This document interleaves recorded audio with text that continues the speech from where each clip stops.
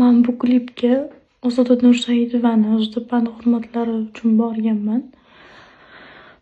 Man Shahrisabzda bo'lganman. Ahad Qayum bizga aloqaga chiqqanlar, ya'ni onamga aloqaga chiqqanlar.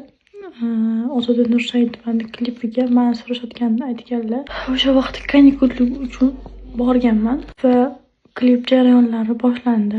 Kelik haydashimni aytishdi. To'g'ri, ularga Ahad Qayum bu mashina haydashni biladi degan. Men aytganmanki, men gelik haydab ko'rmaganman. Men gelik haydashni bilmayman deganman. O'sha kuni klip rejissyori Doniyor akani to'ylari bo'lganligi uchun o'zlarining o'rinlariga Abror degan o'sha yordamchilarim endi o'sha kishini qo'yib ketganlar o'rinlariga.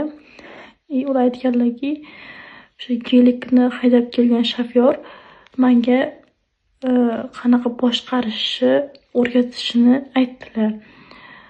Va u gelikni haydab kelgan shofyor menga qayta ko'p marotaba qanaqa boshqarishni o'rgatdilar. Lekin internetga chiqib ssenariyda gelik haydash bo'lmagan, ssenariyda bo'lmagan deb aytishdi. Xo'p, unda nimaga menga o'sha borganimdan keyin siz haydaysiz degan darajani berishdi? Men misol uchun yoki o'zim to'g'ri gelik katta mashina ko'p qiziqishi mumkin, lekin men o'zim o'tirib rolga men haydayman demaganman-ku. Va syomka boshlandi. 4-5 ta kadr olindi. Bu voqea bo'lgan oxirgi kadrda bo'ldi bu voqea.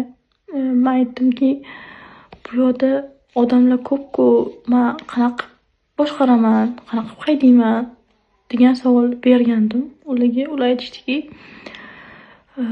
o'sha yerdagi o'sha Shuhrat aka bilan o'sha Abror aka boshqaruvda edi o'sha kuni. Ular aytishdiki, masofkaga javobgar xodimlar bor deyishdi, boshliqlari bor deyishdi. Sen ularga qaramagin deyishdi. Va keyin o'sha mashina haydayotgan vaqtimda men to'g'riga emas, ya'ni kadrga bu oyna tarafga qarashim kerakligini aytishdi.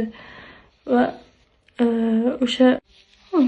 o'shandan keyin men boshqaruv yo'qotdim.